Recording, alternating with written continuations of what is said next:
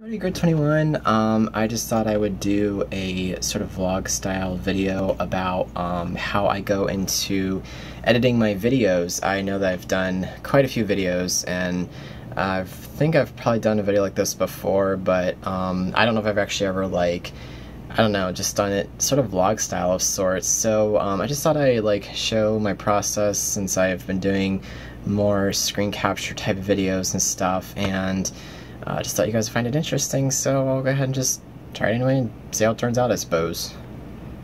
So this is basically how this goes. So I record a video to my file server, and then I have this little program I use called FLV Extract, which basically takes the .flash file that I recorded, which is what this little caution code thing is. Actually, it's a flash file. I take it, I put it in this little converter, it converts, takes however long it takes to convert, and when it's done I just click OK, and then there's a converted file, so I can just clear all except this, and then I'll take it and basically copy from my file server to my project file. Once that's done, I can just close this folder, and basically there it is. That is the starting base of my entire project. So then I'll make a render folder. So I'm just type in the word render here. So I make a render folder. So this is where the final exported file will go when it's done being edited, and then I'll basically go to, so you see I've done quite a bit. So the things I use, this is my common used content. This is things I use all the time. I want to be able to get to quickly and efficiently.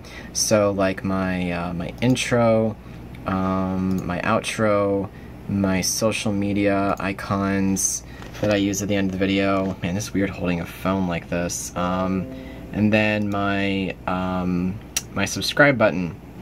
So I'll take this, I will copy it, and then I'll go back. Let me go back. This is my Vegas tutorial, and you'll probably see this after the video gets released. So it's a little behind the scenes. So hit paste, and there we go. That's all the media that I need. And then I can basically then just start editing in Vegas, and I'll probably do some screen capture of me actually editing, because on the phone it would just look terrible, and I can actually explain it in better detail. But yeah, that's kind of like the stage 2 is after the stage 1 of converting. Stage 2 is getting everything together, and then editing, and then exporting. So I'll be back with that one. So basically, to get started, I just open up the Open Vegas Pro 14. This is what I use for all my videos, from basically every.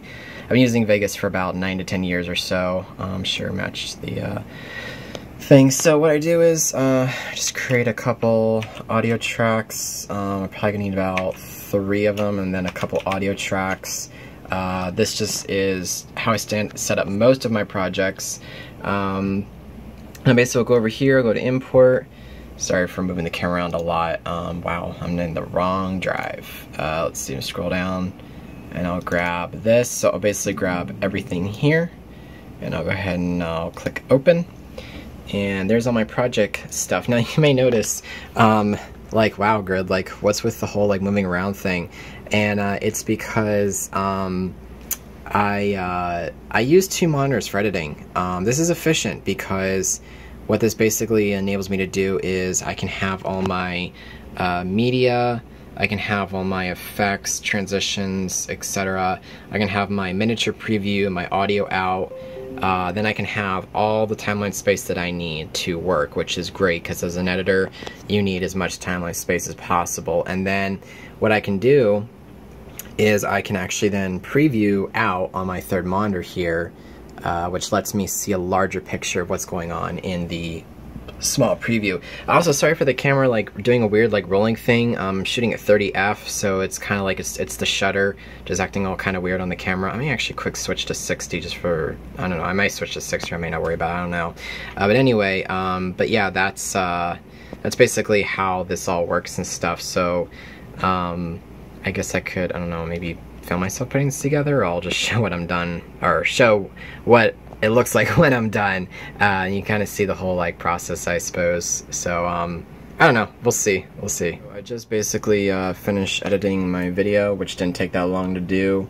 So basically there isn't a whole lot I have to do as far as the video goes. So I basically just do apply a little bit of brightness and contrast, because Flash files for some reason don't have a lot of contrast in them. I'm not exactly sure what the reason for this is. I always find I have to throw in a little bit of extra contrast for it to look proper on video. I mean, it is video, but for it to look right when you're watching it. And then I add a little bit of color curves just for adding a little bit more punch. So let me go over here. This might be hard to see on camera, so give me a minute or so. See, this is what it looks like after it's done. This is in the preview window. So if I take off this and take off the, I don't know if this is going to show. Well, it's kind of hard to see, but it's there. It changes the picture, and then I put the color curves back on, and it just creates that extra sort of punch that my camera is not showing how it's supposed to look, but you'll see what it looks like. Well, you would have seen what it looks like as this video came out after this was edited and stuff like that. So that's basically it for the editing the actual video. And then for editing things like the social icons, this is basically achieved by using track motion to resize and place. This is actually a virtual camera that I can move this any way I want. So if I go over here, so I believe this is for the social media, yeah, this is for the social media icon. Basically that logo there is controlled by track motion, that if I can just hit up and down arrow keys, you can see how I can adjust it any way I want and stuff. So that's basically how the subscribe button and the social media button is set up. So really simple editing, honestly. It doesn't take that long to edit these videos. I can get them done under like 10 minutes or less, or give or take, depending on the project. This was a simple one. I didn't have to do a whole lot. I just do a fade out, put my outro and stuff like that, and then whatever kind of audio adjustment I may need to make, which in this one I don't have to do any, because basically I was using my really good camera that I use on streams, which is actually ironically right here. So I use that microphone to record all this audio and stuff. And then I basically have to do is just save the project, and turn off preview. And all I have to do is just file, render as, and then this was a 48F video, so I'm trying to figure out if I should do, I think I'll end up using probably, I have predefined render settings. I have one that's a game setting. It's actually set up for 48 frames a second, so I can use this for any PC recorded video. Then I have my 30F render, my 60F render, and then I think this is another, let me see, what is this one? This is also a 30F render.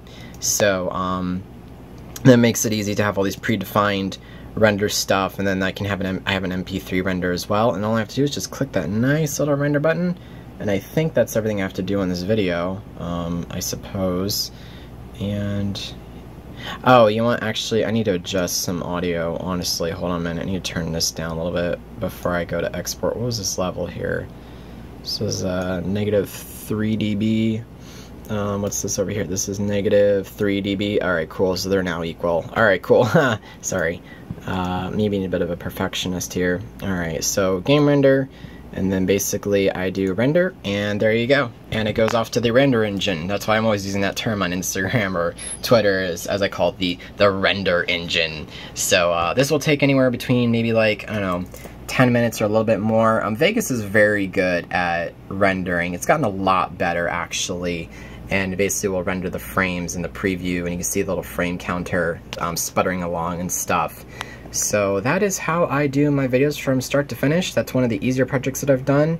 I won't film the whole thing being rendered because that would just be kind of stupid, but you'll see this actually rendered, ironically enough, and pieced together, and now you'll know how I do my videos. So I'll just quick end this little video here, and yeah. Thanks for watching. I hope this was interesting. I hope that it kind of gives you a better idea of how I put my videos together and how they're edited and filmed and all that kind of stuff. So again, this is one of my simpler projects, so it's not like the really complicated ones where I have to like do a whole bunch of extra work and there's a whole bunch of like, you know, fade ins, fade outs, stuff like that. Because what's cool is filming a lot of it with OBS, a lot of the visual stuff like my camera and the camera border is already ingrained into the video, so I don't have to do anything in post to get the video to be exported and stuff like that. So I basically just film it, convert it, import, edit, and then re-export it out. which unfortunately it's kind of annoying. I have to edit it at all, but being the fact that it doesn't obviously have my intro, it doesn't have my social media icons, I end up creating sort of large file sizes, because I render my MP4s pretty large, just because I don't want to have any loss in the quality of the video, and I'll make sure that it goes like from high quality HD to rendered out HD. You always want to render out what you pull in so that you're always matching your quality all the time and stuff like that. So that's just kind of how a lot of it goes and stuff. I've had a lot more complicated projects than this one that involved a lot more than that. But again, simple video. Hope you found it interesting. Please comment below if you have any questions about my editing process, any other type of like settings I use for rendering, or maybe even like project properties that I use for my videos, because everybody uses different ones and stuff like that. A lot of my projects are pretty simple. I'll basically actually have Vegas detect what my video is, pulling it in so that I'm natively rendering and editing in that same sort of resolution and frame rate and stuff like that. So it, you know, I don't have to do a whole lot of guessing. The auto detect is really intelligent, so it saves time. The render out, I usually will do my best to try to like match it as close as possible, which is where I have a lot of predefined renders that save me time, so I don't have to like guess around and stuff like that. And I've probably found one of the best MP4 renderings for Vegas. A lot of my work is done in .mp4, just because anything else takes too long to render. MP4s are usually like pretty quick to get done and stuff like that. Their quality is usually pretty decent. Unless there's some other qualities out there that you guys know of in Vegas, please go ahead and let me know in the comments. I would love to learn something new. So, I think that's it. So thank you so much for watching, and check out my streams and all my links. Check out my merch. As you can see, I have a Grid21 merch. You guys should check that out too, because that's all brand new as well.